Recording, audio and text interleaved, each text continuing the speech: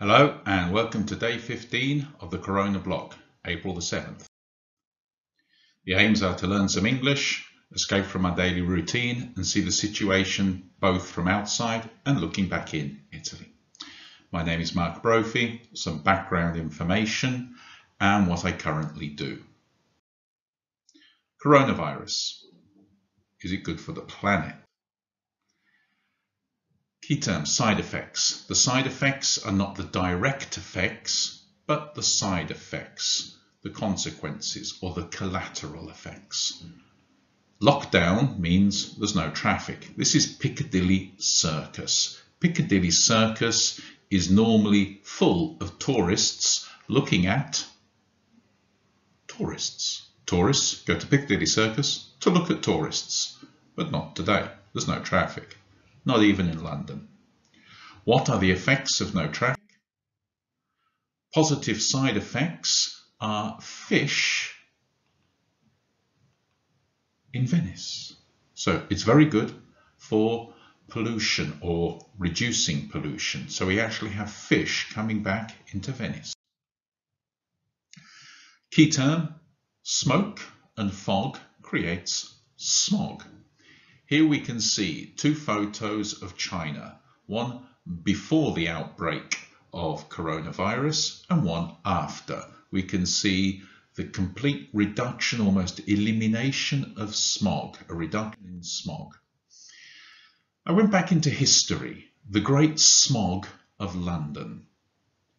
Historically, London has always been associated with smog, fog. This is no longer true, because in 1952 there was the Great Smog of London. It only lasted 4 days. Due to certain weather conditions, the fog sat on London for 4 days.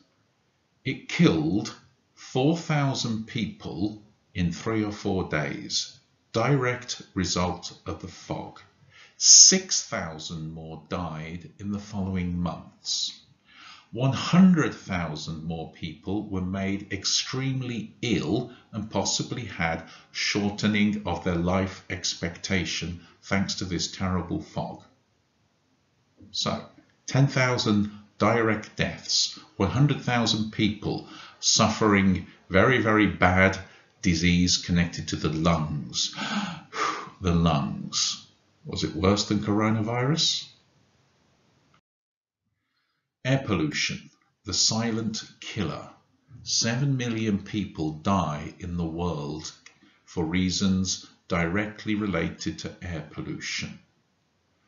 Will people with respiratory illnesses benefit from reduced air pollution? A side effect.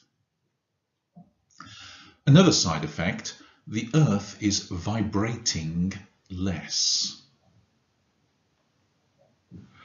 A geologist at the Royal Observatory in Belgium stated, the vibrations generated by cars, trains, buses and people just moving around has greatly reduced.